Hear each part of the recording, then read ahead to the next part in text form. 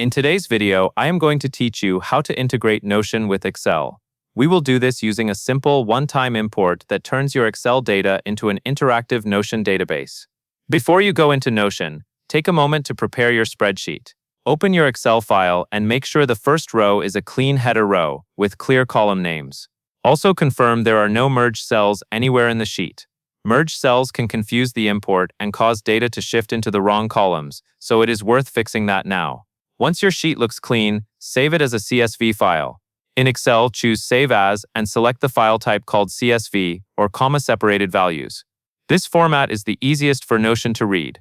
If you have multiple sheets in your workbook, remember that CSV will only save the currently active sheet, so make sure you are on the right one before you save. Now move over to Notion.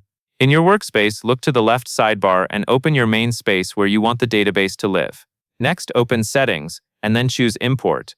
In the Import options, select CSV. At this point, Notion will ask how you want to use the CSV.